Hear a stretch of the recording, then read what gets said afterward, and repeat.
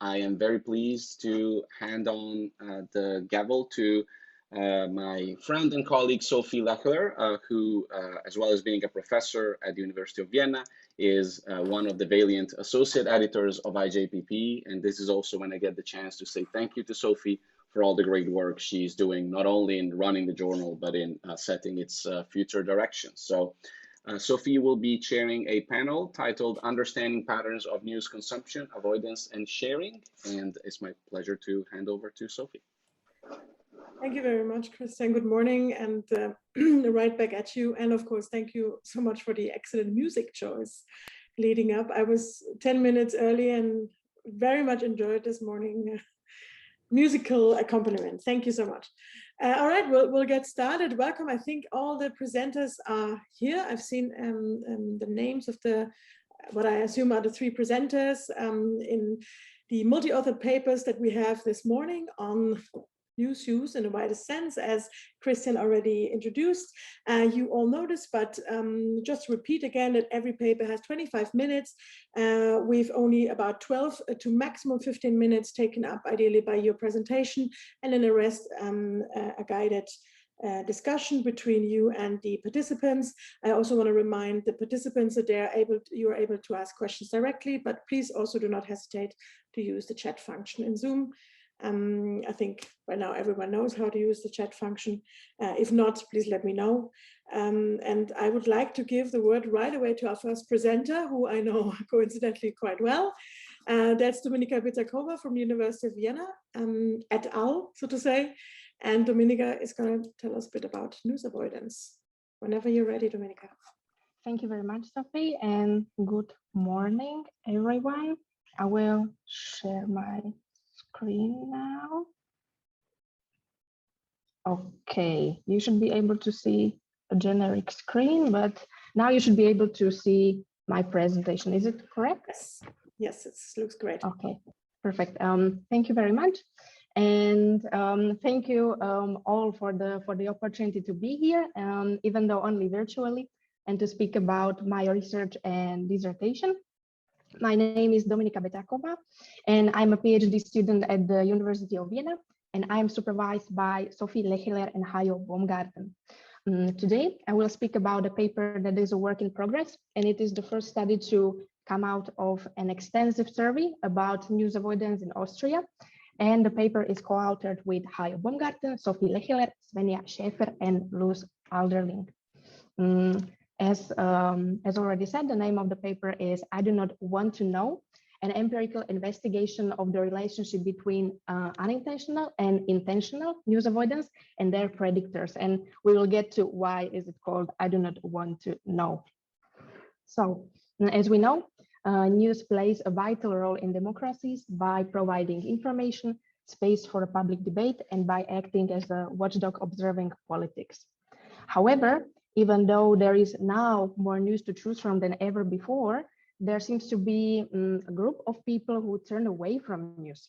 For instance, this could be demonstrated by a result of the 2019 Digital News Report, according to which 32% of people across 38 countries indicated that they actively avoid the news. This is problematic, as avoiding information, either on purpose or not, was shown to be associated with lower political knowledge, lower political participation, and holding misbeliefs. So, what is news avoidance? Based on the theoretical work, we can assume that news avoidance is a multi-dimensional phenomenon, with the most prominent dimensions being intentional and unintentional news avoidance. Intentional news avoidance refers to a decision to consciously refrain from news as a type of content out of a dislike, while the preference for other types of media content over news, for instance, entertainment, leading to low news exposure, is defined as unintentional news avoidance. Despite the high relevance of news avoidance and the increasing research interest in the phenomenon, current studies suffer from conceptual ambiguities caused by different and often inconsistent conceptualizations and resulting operationalizations. Simply, they vary widely as to what they consider to be avoidance behaviors, and this makes generalizations from existing findings difficult. For example, the proportion of news avoiders within a given country or across countries varies, ranging from 11 to 73%. Therefore, the first research question is, what is the prevalence of both types of news avoidance in Austria? Secondly, intentional and unintentional news avoidance are not only driven by different aspects, but they also have different repercussions for the society. Therefore, the second research question focuses on the relationship between these avoidance dimensions. And thirdly, to the date, this is the first study that is testing the same predictor variables for the two dimensions in one study, which makes it possible to learn about the different nature of intentional and unintentional news avoidance. And these predictors are divided into 4 groups based on a literature review. And I will now speak about these groups of predictors. So in this paper, we wanted to get a broad overview of what might be relevant to explain intentional and unintentional news avoidance based on the previous findings. And we categorized the predictors into sociodemographic variables, then predictors regarding self-perception, and then the third group is the perception of politics, and the fourth group is the media perception. And now I will speak about our assumptions in detail. For instance, in the sociodemographic predictors, based on the literature review, we hypothesize that being a woman, younger age and lower education will be associated with higher news avoidance of both types. Then in a second group, concerning self-perception, we assume that the low perception of following the news as a civic duty and low political efficacy will be associated with higher news avoidance of both types. When it comes to the perception of politics, we assume that both political interest and political trust, in case they are low, they will be connected to higher news avoidance of both intentional and unintentional news avoidance.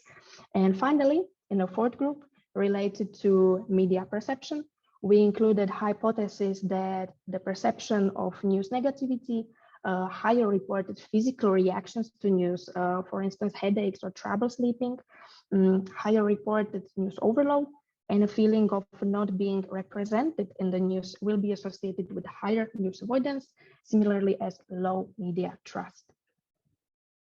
Now I will briefly speak about the method that we used. We have employed a cross-sectional online survey of a representative sample. The sample was based on age, gender, education, and region in Austria. It was conducted between mid-June and mid-July this year, so quite recently. The sample consisted of 1,038 people. And I can mention, for instance, the dependent variables measures. For intentional news avoidance, we have used the 4-item measure, ranging from 1 to 7, where 7 stands for high intentional news avoidance. And for instance, the first question was, the first statement was, I try to actively avoid the news. For unintentional news avoidance, which is commonly conceptualized as low news exposure in the literature, we have used the 5-item news consumption measure, ranging from 1 to 6, but we have reversed the scale. So in this case, 6 stands for high unintentional news avoidance, therefore low news consumption. Here you can see the independent variable measures. As I mentioned, the civic duty, political efficacy, political interest, political trust.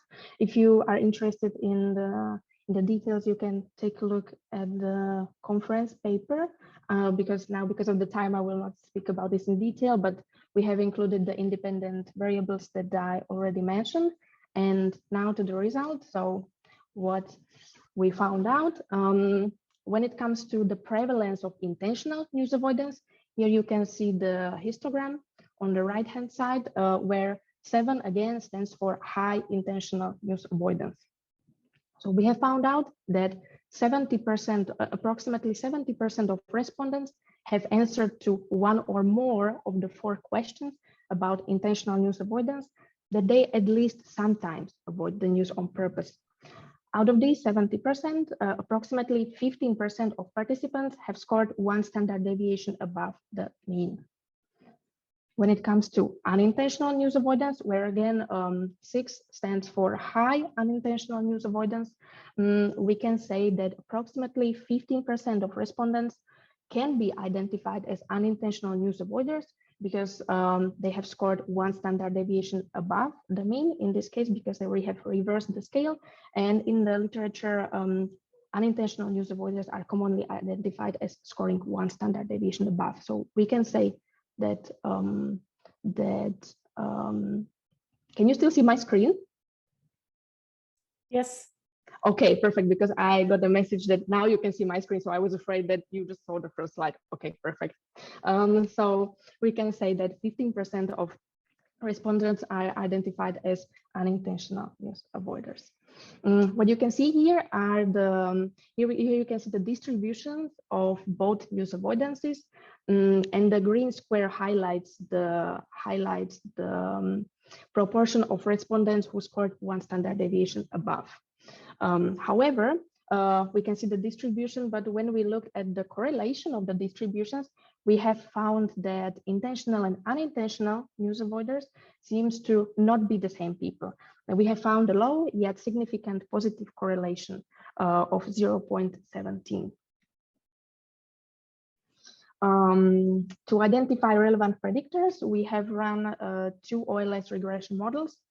This table presents the results of predicting intentional news avoidance. The model was able to predict approximately 41% of the variance, and significant predictors were as hypothesized: younger age, low civic duty perception, low political interest, high news negativity perception, and reported physical reactions to news, such as headaches or trouble sleeping, etc., and high perception of news overload. And interestingly, there was a reverse direction of internal political efficacy. So we expected people who score low on internal political efficacy to score high on intentional news avoidance, but this was reversed. When it comes to unintentional news avoidance, we were only able to predict approximately 20% of the variance. And the significant predictors were low civic duty perception, low political interest, so those are the same, but then low political trust and low media trust. The effect of not feeling represented is reversed. So it's different as we expected. Here you can see it in a summarized way, and I'm sure this is better than the tables. The decision to avoid the news on purpose seems to be predominantly connected to the media perception predictors. News negativity, its high volume and its ability to make readers even experience physical distress, combined with a low civic duty to keep informed, low political interest, and younger age. This implies that the properties of news itself are one of the reasons why people may actively decide to not consume news and avoid it. On the other hand, unintentional news avoidance is associated with a lower civic duty to keep informed, low political interest, but also a lower level of trust in the media and politics. But however, in the second model, we were unable to explain more variance, so more research is needed to find out what drives unintentional news avoidance. This is my last slide. Our findings suggest that intentional and unintentional news avoidance are distinct dimensions which hardly overlap. There was only a low correlation between the 2 types of avoidances, and they were found to be related to different personal, media, and political perceptions, further advocating for their separation in research. When it comes to the prevalence of both types of news avoidance in Austria, intentional news avoidance was found to be more widespread than the unintentional one, suggesting that even heavy users sometimes actively turn away from news. Regarding the implications, based on our data, we can assume that in case of intentional news avoidance, respondents are familiar with the news, but the news properties are what makes them opt out. There is too much of news, they are overwhelming, negative, and it has the ability to even make some respondents feel physical reactions. A possible implication would be to change the properties of news so that it could be more positive or more constructive. But this is just an assumption, of course. Concerning the unintentional news avoidance, we have found it to be connected to the lack of interest and trust. So a possible way would be to raise trust in news and politics, which is obviously not an easy task. Thank you very much for your attention. And I'm open to any questions or comments you may have. Thank you so much, Dominika. Thank you. All right, good. We have almost 10 minutes now for questions or comments, both in the chat or if you want to raise your hand and speak out, please do so. I know it's still the morning. We're just getting started, but at least for many of us. So who wants to ask Dominika about news avoidance? So first question. I have the first raised hand from Christian. Christian Bakari, please. Thank you, Sophie. And just to get us started, really, I see that Peter also has his hand up. I have a comment that I really hope you don't perceive as being nitpicky. I think it's very, very helpful to differentiate between intentional and unintentional dimensions of this behavior. And I think your study definitely shows that these are driven by different characteristics, and so we need to differentiate them. I just have a slight issue with the term unintentional avoidance, because when I think about, when I see a sign that says avoid danger, that is a conscious behavior that they're asking you to do. And I don't think I can unintentionally avoid something. I could unintentionally be isolated from something. I don't have a synonym or a different term from avoidance, but I think if I was to draw a conceptual map, I would use avoidance and then something else for unintentional avoidance, something like isolation, something like lack of exposure. I understand I cannot think of the top of my head of a better term. So I'll leave it with you as a comment, and apologies if this is more of a comment than a question, but I would of course be interested in hearing your thoughts. But I think as a field, we should perhaps simplify our terminology and use avoidance and then something else rather than intentional and unintentional avoidance, when unintentional avoidance is a bit of a paradox, at least in the view of this non-native English speaker. Thank you very much for your presentation. Thank you very much for the comment. Maybe if I can quickly reply, I completely understand. I think it's quite counterintuitive to call something avoidance when it's not an active decision, but maybe I can say that this seems to be derived from the psychology literature, where we recognize active information avoidance and passive information avoidance, where the active information avoidance is when a person makes a decision to actively prevent the gain of the information, whereas in the passive information avoidance, the person lacks the action to reveal the information. So this seems to be the connection that the intentional news avoidance seems to be how to say it. I think this is the reason why it's called intentional and unintentional news avoidance, but of course I cannot say because I didn't invent the terminology, but it seems to be rooted in the psychology research, at least from my point of view. But thank you very much. Thank you. And then we have a question by Peter van Aals, and then I also have some questions from the chat later, but Peter, please, you were first. Yes, thank you, Dominika, for a very nice presentation. I sometimes have unintentionally, I avoid watching online presentations or I lose interest during the presentation. This was not the case. So I thought it was highly interesting, highly relevant. I have two small questions, but you could also see them as perhaps suggestions for further research. First, what is news?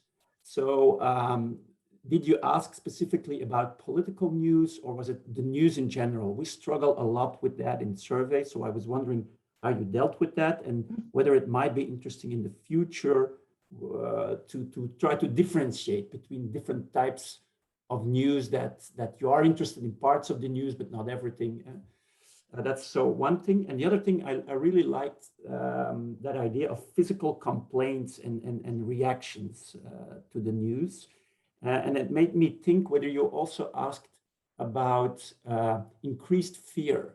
And I'm just thinking out loud about the pandemic, that at one point in time, I advised my mother-in-law not to watch the news anymore because she was getting really too much fear. She watched 1 o'clock, 7 o'clock news. It was just not healthy. So actually it was the first time that I advised people to watch less news, because I thought, so I can see, so I like the idea that in your research, you seem to suggest that too much news might not be good for us. And that there might be really complaints. So I want to stimulate you perhaps to develop that idea and try to dig into deeper into that. Thanks. Thank you very much. I will start with if we included the definition of news. We have, if I remember correctly, but I would need to double check, but I think that we have wrote in the beginning that by news we mean information on current affairs. So this was, it's not very specific, but I think like this answers your question. And then regarding the physical reactions, if we included fear specifically, or the question on fear, we didn't include that, but for physical reactions we have included. I can check, but I believe it was a one item. Yes, it was a one item measure, and the question was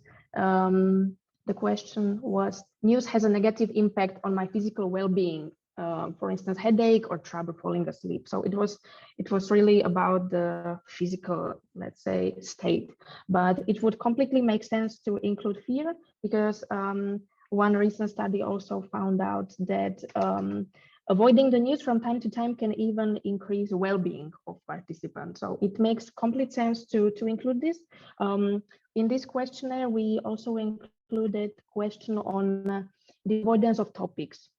So this could be like helpful in the future to work with this, to work with the results of this survey, because we would be able to say if some people avoided news on COVID, or if it was some news on economy or something else. Thank you so much. We have a number of comments for you, Dominika, in the chat, but I'll just read out one and see how far we get with them. We have here a question. Could you please explain the civic duty variable? On what definition is it based, and whether you know how your participants perceived it? So, thank you very much. I have it in front of me because I saw the comment. So for the civic duty to keep informed, we have included 4-item measure ranging from 1 to 7. And for instance, the first question was, or the first statement was, we all have the duty to keep ourselves informed about news and current events. And for this scale was a scale used from the literature. So we didn't invent the scale, but I cannot really tell you now, but you can find it in a paper as a resource. I hope this helped. Thank you. And then I'm just going to pick out another one, not even going in the right order. Have you taken the ideology into consideration, such as the left and right might avoid news with the oppositional ideology? What do you think ideology might play a role in news avoidance? We have included 1-item question on ideology, but it's not reported in this paper. And I think for future research, it's definitely a great question, what role ideology plays and what role, for instance, the alternative media use plays, because this is also an unknown terrain, we can say. But I cannot say, unfortunately, I cannot say more, because based on the data that we have, yet we don't know. Yes, thank you. I think then I would close the question and answer session for you, Dominika. Please have a look at the chat.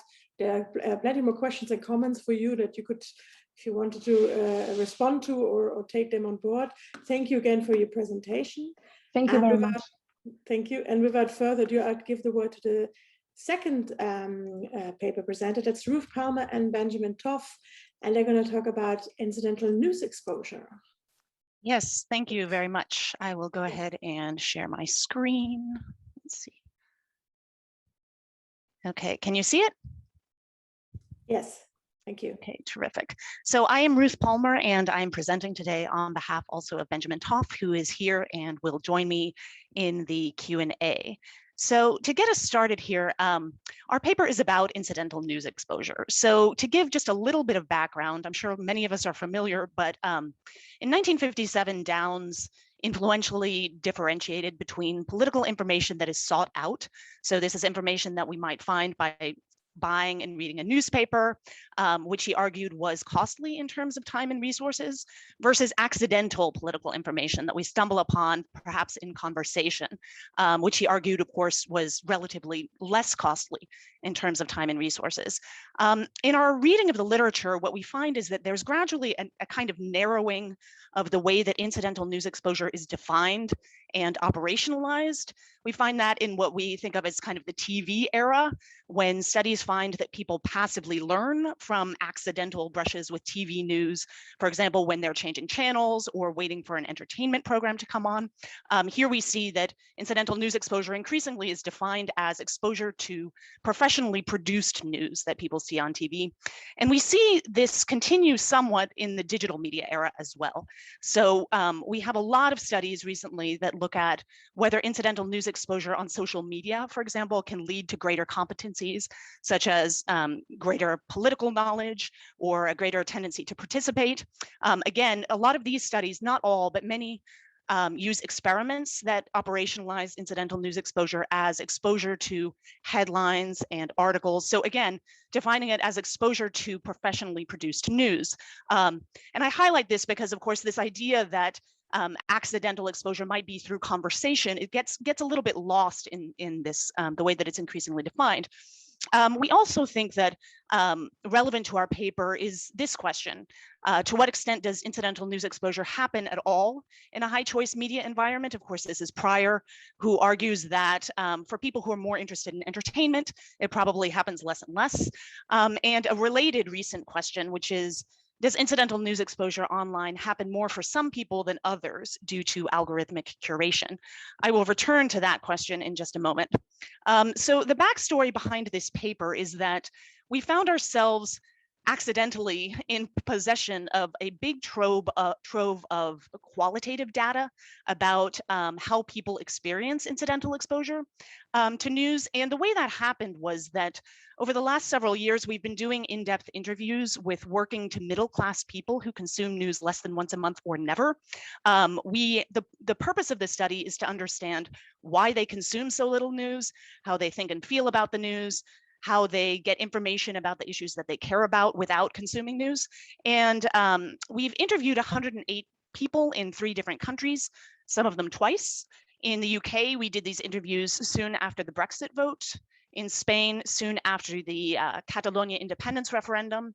And in the US, in the lead up to and follow-up from the Iowa caucus. So in other words, we were interviewing people who consume almost no news at all during a period when, you know, for us, it may seem particularly remarkable that they were consuming so little news, because these were, you know, huge historic events that were dominating the news. But the people that we interviewed, almost all of them said that they were uninterested or actively disliked politics. And we also found that they did not belong to what we call news communities. These are groups, either professional or social, that really pressured them to keep up with news. So kind of referring back to the previous paper, some of them were deliberate news avoiders, but others were not. Some were just people who had never developed a news habit.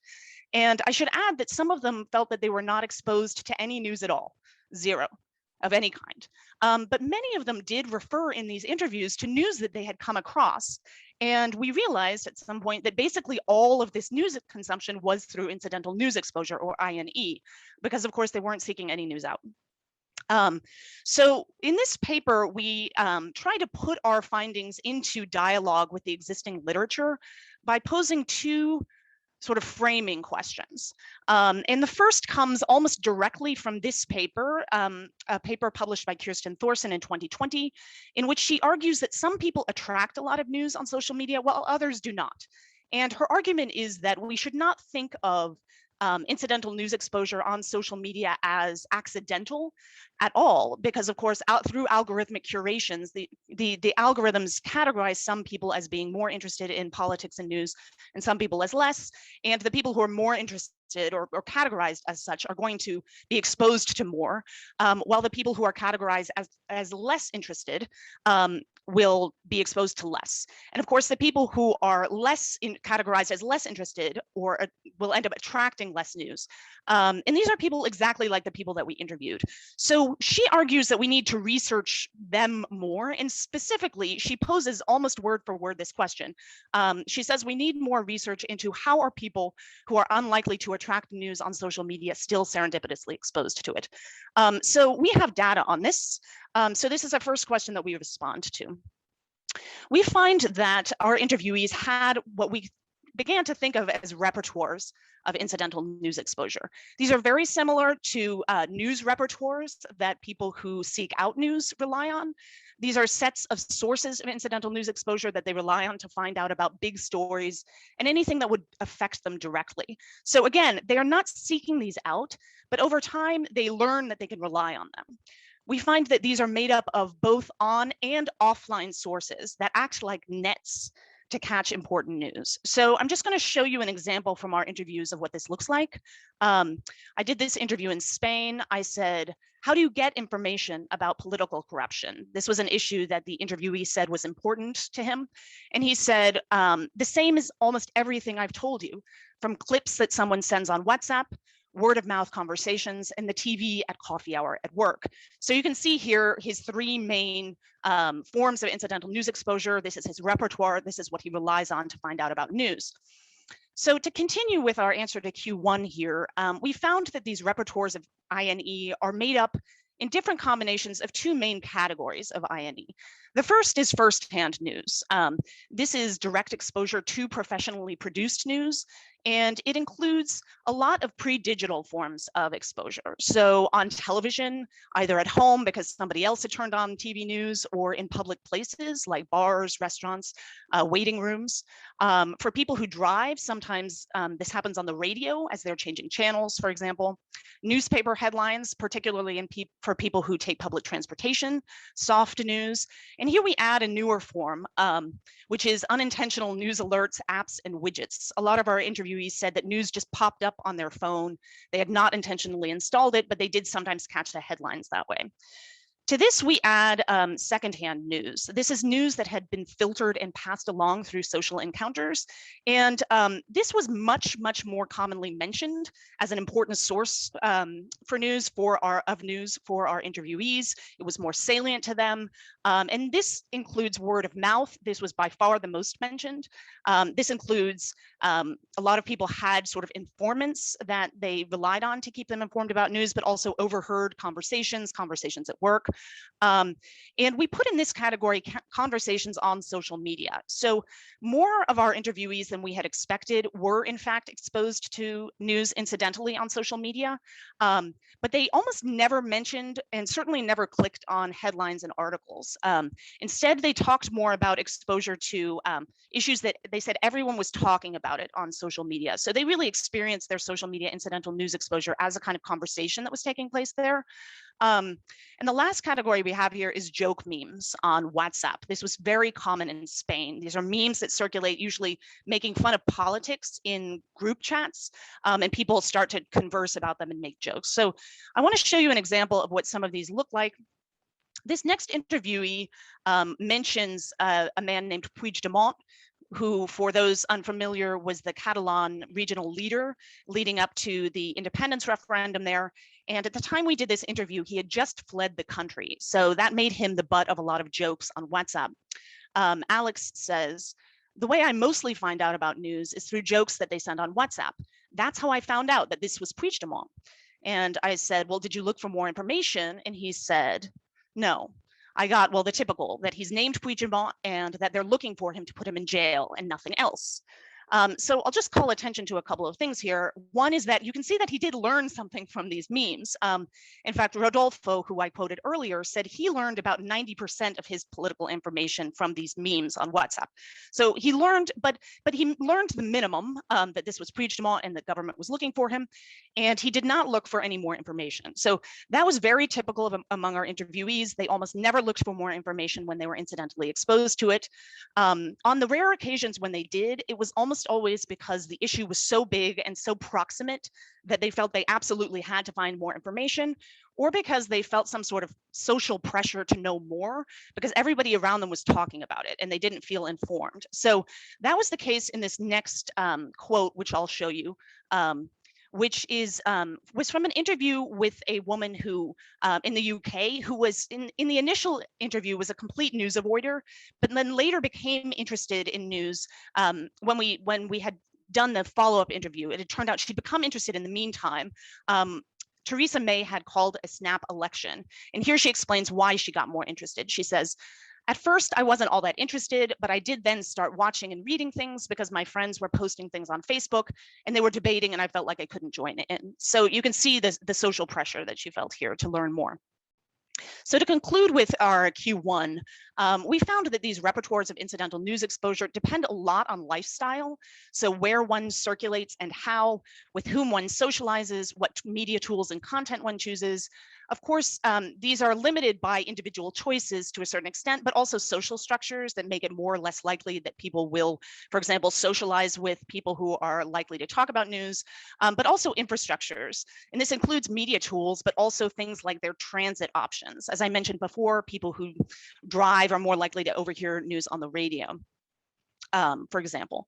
So this brings me to Q2. The second question that we try to answer on our paper is, to what extent do people who consume minimal news perceive news as ambient or absent?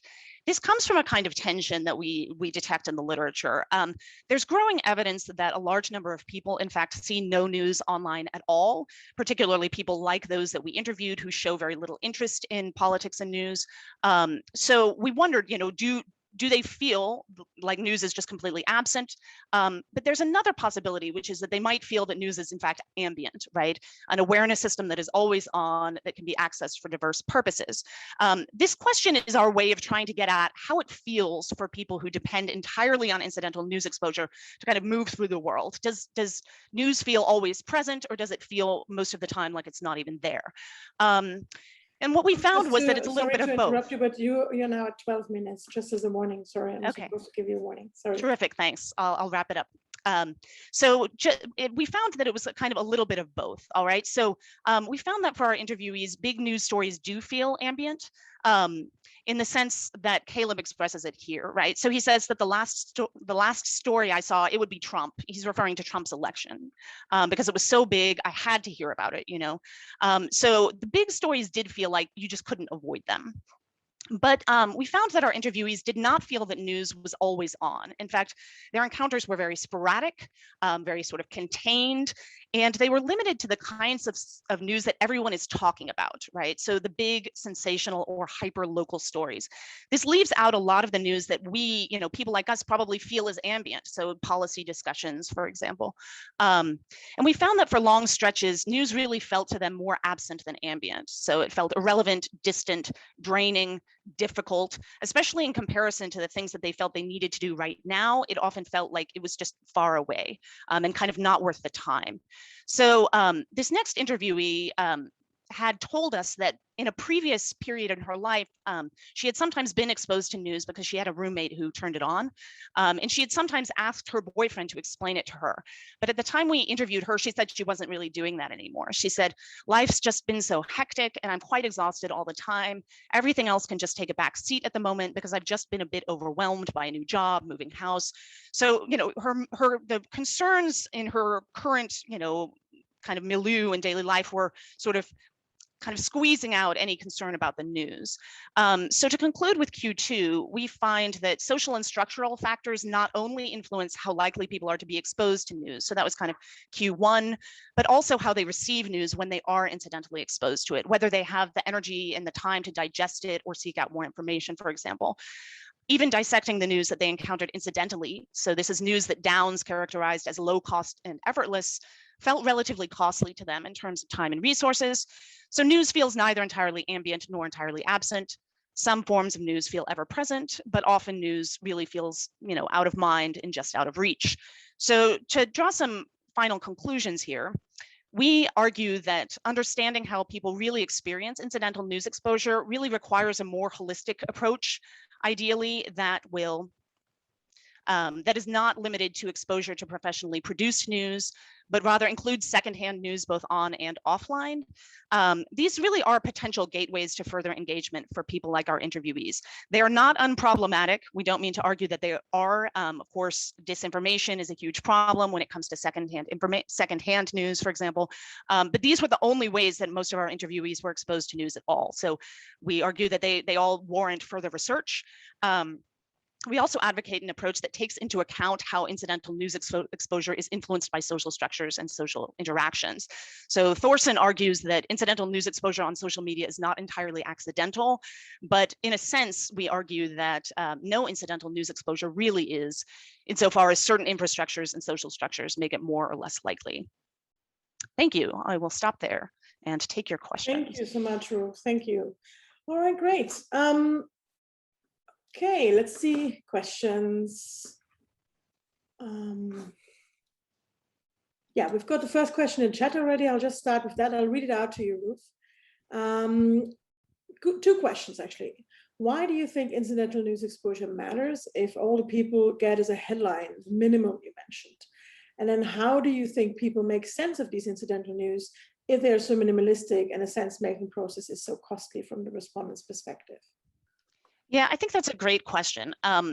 We think that it matters particularly for people like those that we interviewed, because as the examples that I showed illustrate, these are not people actually that are normally studied in studies of incidental news exposure, in the sense that they don't consume any news.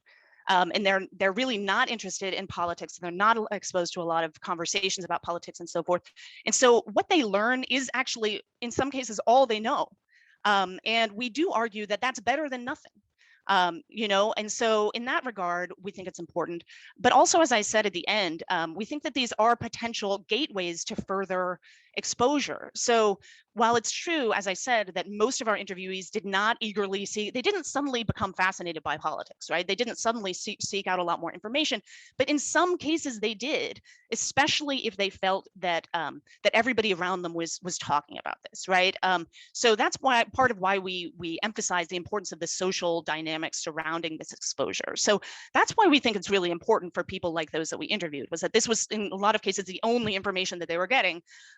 Regarding the second question, which I think was how do they make sense of it? Is that right, Sophie? Oops, I can't hear you. No, I was muted, sorry. Yeah, it was like, how do you think people make sense of incidental news if they're so minimalistic and the sense-making process is so costly from the respondent's perspective? Well, it's interesting. Ben might want to jump in here and add something, but as I said, they didn't often seek a lot more information, and they seemed in a lot of cases satisfied with what they had learned. So we didn't really see in our interviews a whole lot of sense making really going on, because they had so few cues to go on, and also in a lot of cases very little base knowledge that they were adding to, because they hadn't usually followed much news in the past. So I think that's something that really should be looked into further. Ben, do you want to add anything to that? I think that mostly covered it. The one point I would just make is, thinking about the kind of value of this even kind of shallow level of exposure, even if there isn't a lot of, engagement with that information for people who are, I'm thinking of some of the interviews we did in Iowa, where there were people who were actually, despite not being interested in politics, they might have participated in the Iowa caucus had they had a little bit more information about what was happening, and often they were so disconnected that even exposure to information about when it's happening and what it involves, that kind of level of information is really important for even just basic political participation. And so there are ways in which even if it seems pretty minimal, that kind of information can be really meaningful. Thank you. Just going to go in the chat again. Not sure if I missed that part, but could you elaborate a little bit on the demographics of your sample? I was wondering about its composition and diversity. Yes, thanks for asking about that. I didn't elaborate on that at all. So these were people who were working to middle class. We used recruitment firms in all three countries that defined that a little bit differently.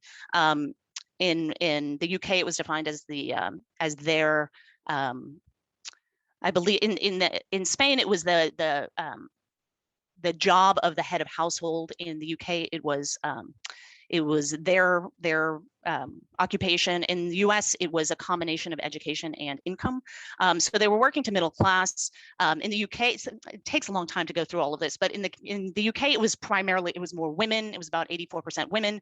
In the US, it was about 50-50 male-female, and in Spain, it was about 50-50 male-female.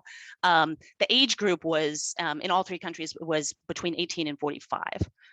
So I can go into more detail about that outside of in the chat, perhaps. I don't want to take up too much time. Yeah, that would be great, I think, yeah. Got more questions. You highlighted the similarities across countries. Could you elaborate on any potential cross-national differences you found in the study and possible explanations? Yeah, I'm glad you asked that, because in fact, I didn't highlight a lot of cross-country differences, kind of intentionally, because we didn't find them to be the most important differences when it came to incidental news exposure. And that's because there were differences across country, but there were also a lot of differences within the countries. And the more sort of important kind of ways that these differences played out had to do with lifestyles. So, where people were circulating, whether they were more likely to take public transportation. But those differences did play out. There were differences in the different countries insofar as, the interviews we did in Iowa, no one took public transportation. People drove. And so there it was more likely for people to overhear news on the radio. In Spain, it's very common for TVs to be on in public places, especially bars and restaurants. So people were more often mentioned that they saw news on television there. Joke memes on WhatsApp were more common in Spain because everybody here uses WhatsApp and is a member of multiple groups. That's just much more common here. Whereas in the US, we came across more mentions of these unintentional news alerts and widgets, but we think that had more to do with the timing of our interviews. So we did those interviews later when the news alerts had become more common, but also Apple News by then was, installed by default on American phones. So, there were country differences, but the aim of the paper is not so much to highlight those, but I'm glad you gave me a chance to talk about them a little bit. Mm-hmm. Great, thank you. And then one more question here. This fascinating study made me think about Zala's, and I think you mean burglar alarm. Peter, you got burglar alarm. People tune in for the big stories when there's something at stake. Is that reassuring or not? I don't know if it's reassuring. I mean, I think, yeah, we make that connection too, I believe, in the paper. And I mean, as we said before, I think it's better for people to know about something than to not know about anything. So in that regard, it is reassuring.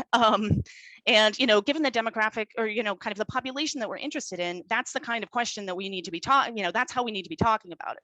It's not a question of whether these people have masses of political knowledge or not. It's whether they know the basics, at least to begin with, and maybe we can go from there.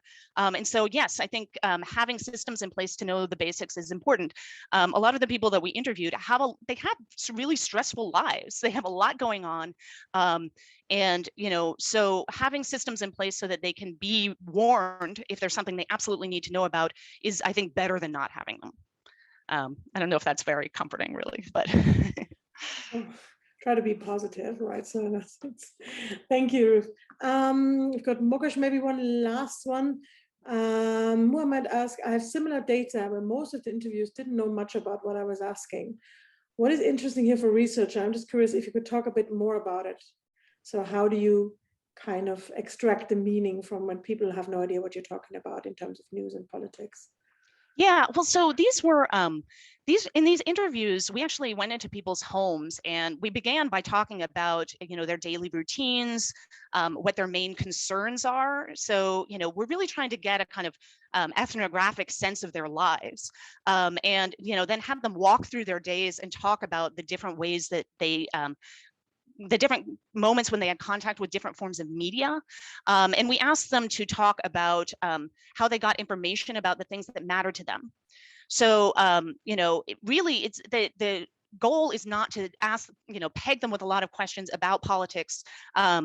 Even the questions that we asked more specifically about news tended to come later in the interviews. And we asked them questions like, well, so do you remember the last news story that you came into contact with? How did that happen? And so really, we're kind of meeting people where they are and trying to understand their lives first. And then, try to get at some of these questions about news a bit later on. So the goal is to really understand what news means to them and how they manage without it. So I'm not sure if I fully answered your question, but that's a little bit about the approach that we took. And we tried to really listen and give them the opportunity to tell us what news meant to them and why it did or did not why they did or did not really feel they needed it. So. Yes, thank you. It's a big question, and maybe you can go. Unfortunately, run out of time for your presentation, Ruth and Benjamin. But have a look at the chat. There are more comments there and questions, or maybe you can answer the question you've just started answering, which is a very big one, right? Further in the chat. So I want to encourage that. Because we have to, or we can now move to the third presentation in this panel, and that's Sophie Morozoli from University of Antwerp et al. To talk about online misinformation sharing or the individual motivations behind it. Welcome to the presentation about our paper that's called To Convince, to Provoke, or to Entertain. As Sophie introduced it, it's about misinformation sharing, and I will be later joined in the question round also by my co-authors, Peter van Als and Patrick van Erkel. Thus, I think it's a bit lagging. Can you see only the first slide, right? I can see we can see the first slide, yeah. Wait a minute, I somehow cannot navigate.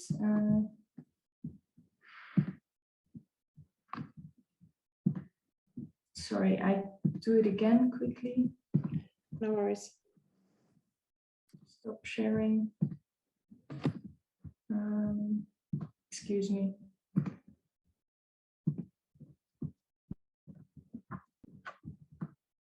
All right, let's try again.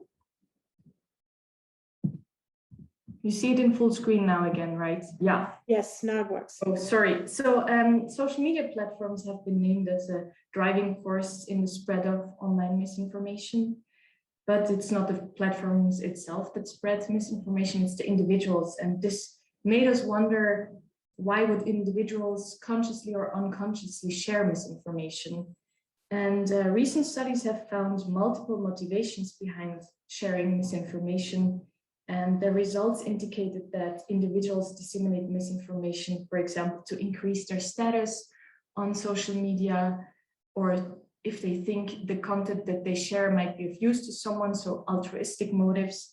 And next to that, people also happen to share misleading information when it is congruent with their existing attitudes or simply for fun. Thus, we observed that previous research mostly adopted the uses and gratifications approach to research the reasons behind disseminating misinformation. And we, in a more explorative approach, we aim to test different motivations, which led us to the first question, what are the motivations behind disseminating misinformation online? And we will test 3 motivations, namely being convinced by the message, also entertainment, and also provoking reactions within a social media network. In the second step, you see it in the figure below, also the second research question, we test whether certain individual factors such as personality traits or political orientation can explain the motivations behind sharing misinformation. And this will allow us to better grasp what kind of individuals share misinformation and out of which reasons. So in order to do so, we divided the individual factors in 2 sets. We expect that political orientation, political interest, and issue attitudes can rather explain why people would disseminate misinformation out of conviction or agreement. And on the other side, we assume that dark personality traits such as psychopathy or narcissism and the need for drama explain why people would engage with misinformation out of fun or to provoke reactions. Quickly to our methods. To answer our questions, we conducted extensive online surveys in 6 countries, namely in Switzerland, Belgium, France, Germany, the UK, and the US. And we ended up with a sample of about 7,000 individuals. They were also all nationally representative, the samples, regarding age, gender, and education. And we collected the data last year between April and May. We measured the motivations behind the dissemination of misinformation after the participants indicated that they would engage with a manipulated social media post. And as I just mentioned, these are the manipulated posts we showed them. And they covered 3 different issues, namely climate change protests, immigration, and COVID-19. On the far left, the COVID-19 post claims that the virus is a bioweapon created by the Chinese government. I think we have all been confronted by this claim. The second one claimed that green protesters left their garbage and signs in public spaces after a recent protest. And the third one regarding immigration stated that the news media withheld important information about criminal immigrants. Looking at our results already, we see that in total, signaling agreement was across issues the most popular motivation, or signaling agreement or being convinced by the message across issues, the most popular motivation to engage with misinformation, followed by provoking reaction. On the top right, we see that immigration finds the most agreement out of all 3 issues, followed by the issue of COVID-19 on the bottom. And when we take a closer look at the different types of social media reactions, we see that liking the immigration post was the most common reaction to signal agreements. And respondents were the least inclined to comment, that's on the left, on the climate change protest post to indicate agreement or conviction. We once more find that the post on immigration also produced the highest means across topic, illustrating that individuals would like, share, comment on this to provoke reactions within their social network. In comparison to liking and sharing, respondents indicated less frequently that they would comment on the message to provoke reactions. And then overall, entertainment was the least indicated reason for disseminating misinformation. But in contrast to the other 2 motivations, the climate change protest post was the most likely to be disseminated for entertainment reasons. As mentioned before, in the second step, we tested whether we can explain these motivations with certain individual characteristics, and we did that with a multi-level model. And focusing on the impact of the political factors, we see that, as anticipated, having an attitude that is consistent with the post is crucial for the motivation to engage with the misinformation out of conviction. That's the first factor here on the slide. Congruence with the issue of the post does, however, not really matter for provoking reactions and the entertainment motivation. We further look at political orientation, and we find it is a significant predictor for each motivation. So that means that right-leaning individuals are in most cases more likely to engage with misinformation, but we also see that this effect is the most strong for the motivation to spread the message out of conviction or agreement. And then the last one, political interest, there it's mostly a significant negative predictor regarding the entertainment motivation. This means that individuals with a lower interest in politics were more inclined to disseminate the misinforming post for entertainment reason. Now, looking at the second set of individual predictors, we see that respondents with psychopathic traits more often indicate that they would engage with the post based on all 3 motivations. Nevertheless, psychopathy has a much stronger effect on the entertainment motivation and a much more moderate impact on the conviction and provoking reaction motivation. And looking at narcissism now, we see a more or less similar pattern. And this personality trait has especially an influence on the entertainment motivation. But then also we see a dark trait that does have a strong influence on the conviction motivation is Machiavellianism. And there we suspect that those people who score higher on this trait may be more prone to disseminate attitudinal congruent posts out of instrumental and strategic reasons to influence and manipulate others. And finally, as anticipated, we also find that individuals with a higher need for drama are more likely to disseminate false and misleading posts out of entertainment reasons and to provoke reactions. We also had a look at the standard control variables, and we see that older individuals are generally more likely to disseminate misinformation because they are convinced, and whereas younger and male individuals are most likely to disseminate the posts out of entertainment reasons. Then we also see that older and male participants were generally more likely to share the posts for reasons of provoking reactions on social media. That's the last column. And then if we look at the social media activity, we find that the more active users are, the more likely they were also to engage with misinformation out of conviction and to provoke reaction, as do those who have a higher trust in social media news. Although for this group, entertainment is also an important motivation. We also found that trust in traditional news and education did not help to differentiate actually between the three motivations. Getting almost to the end of our presentation, we have to mention our limitations. So first, we only chose 3 motivations and disregarded other possible motivations. I had a look at some open answers, why people would share it, and there a lot of people said they wanted to make the issue visible, for example, they wanted to express their opinion. So this would be interesting for future research to explore more. And then secondly, we focused only on political and psychological variables. But for example, like our socio-demographic variables and control variables showed that, for example, gender and age was also a very important predictor. So this would be very interesting to go into more depth when it comes to age and gender, for example. And then thirdly, we use the fabricated news outlets in our stimuli to keep the conditions consistent in each country, which of course was a must for our survey in 6 countries, but it would of course be very interesting to switch the sources to real existing sources in the specific countries, because we also think it might have an influence on how people engage with misinformation.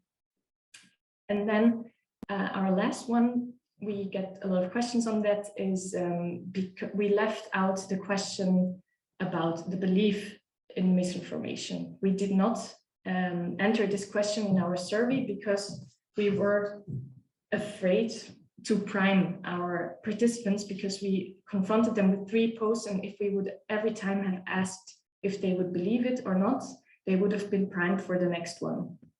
But we acknowledge that this is a very important factor. Now, our summary, and then I'm very excited for your question. So we see that being convinced by a message is the primary motivation to disseminate misinformation. And then we also found that our 2 explorative sets of predictors can be roughly connected to the 3 motivations. We see issue attitudes are strongly connected to reacting to misinformation out of agreement. And as mentioned before, right-leaning individuals were generally more willing to engage with misinformation.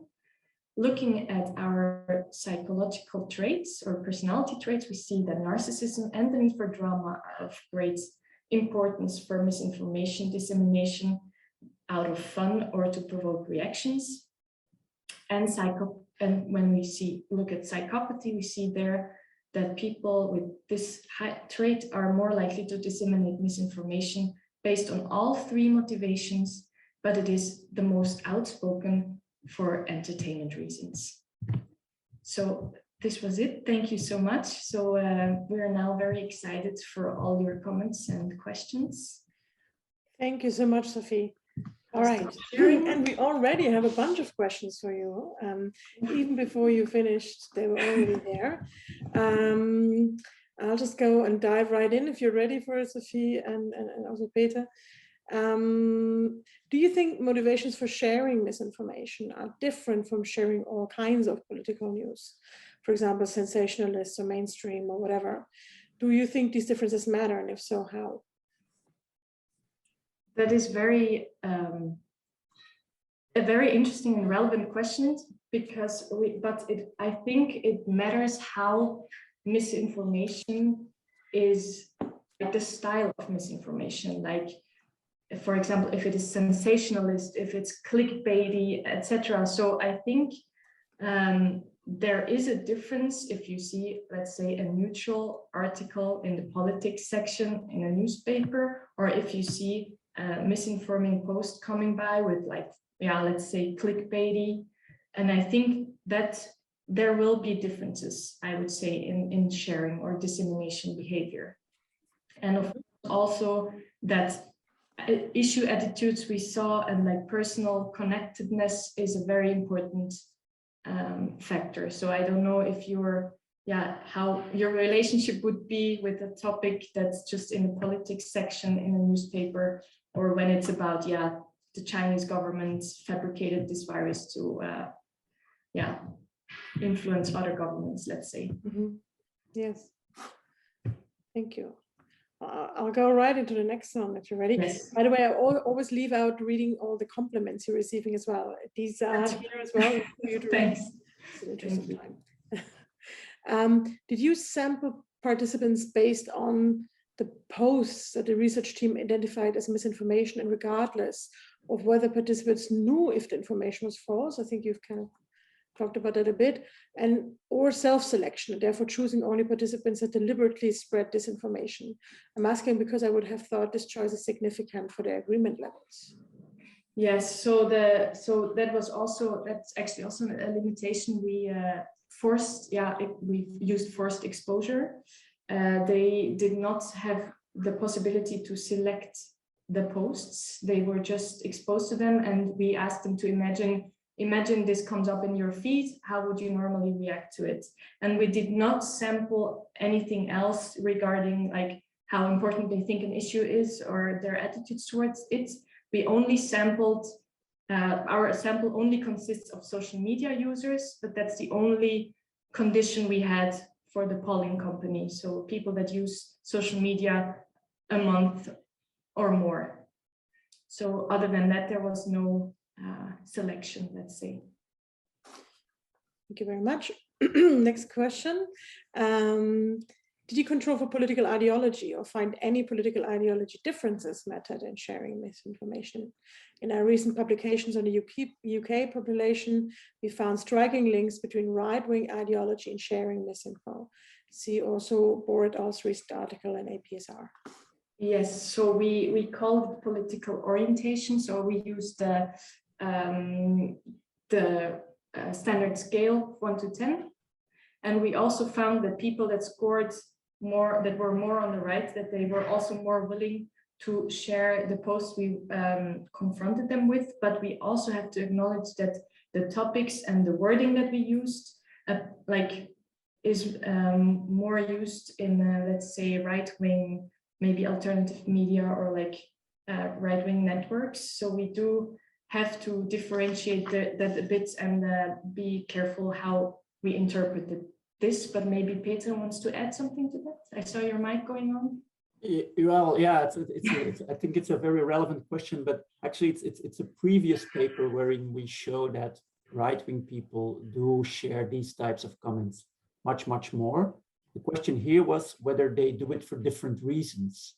And actually what we find is that people with more right-wing outspoken views tick all the 3 boxes in terms of types of motivation, which is interesting, that it's not only because they're more convinced, but they also seem to to find some kind of fun or entertainment in it. And then if you look, for instance, at the climate change, it's also a little bit about trolling them, pointing out that they might be hypocrites, etc. So it's not only that they do it out of conviction. I think that is a relevant finding from this paper.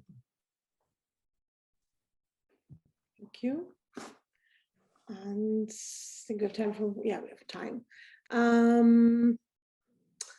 I was wondering how you went about selecting the particular psychological traits you successfully tested as predictors of users' reaction, as opposed to more classic psychological traits such as the big five, cognitive abilities, or others that have been used as predictors of misinformation, such as need for chaos, for instance.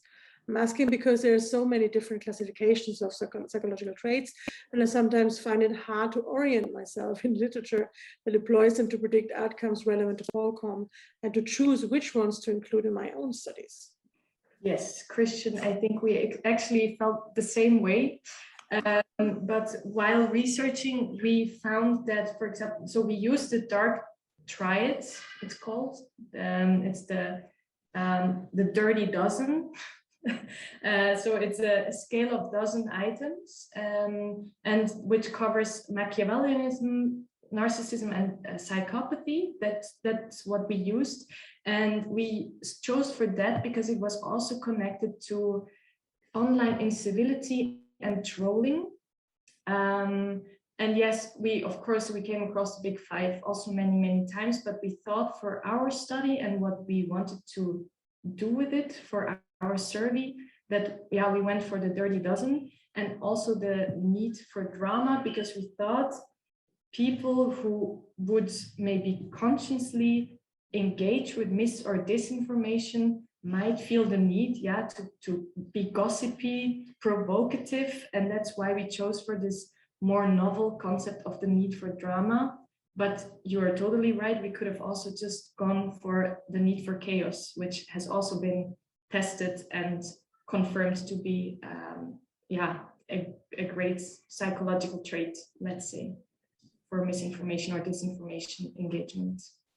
Mm-hmm.